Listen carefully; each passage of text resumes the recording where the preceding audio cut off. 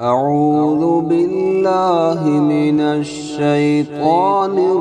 الرجيم. بسم الله الرحمن الرحيم. وإذ قلنا للملائكة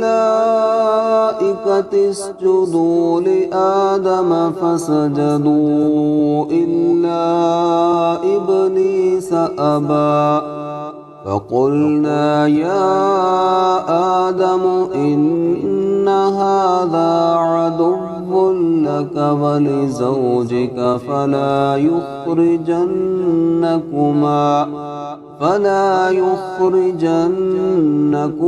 من الجنة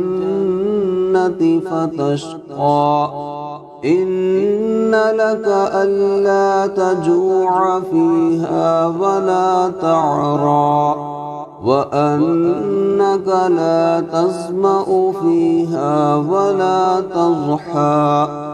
فوسوس إليه الشيطان قال يا آدم هل أدلك على شجرة الخلد وملك لا يبلى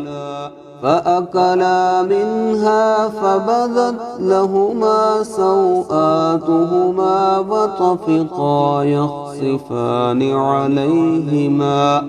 يخصفان عليهما من ورق الجنة وعصى آدم ربه فغوى ثم اجتباه ربه فتاب عليه وهدى قال اهبطا منها جميعا بعضكم لبعض عدو فإما يأتينكم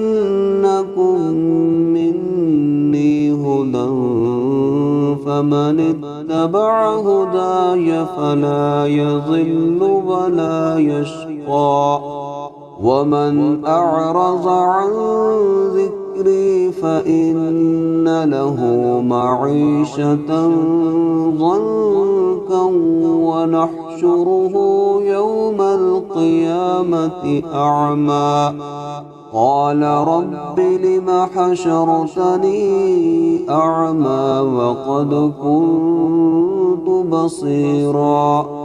قال كذلك أتتك آياتنا فنسيتها وكذلك اليوم تنسى وكذلك نجزي من أسرف ولم يؤمن بآيات ربه ولعذاب الآخرة أشد وأبقى أفلم يهد لهم كم أهلكنا قبلهم من القرون يمشون في مساكنهم إن في ذلك لآيات لأولي النهى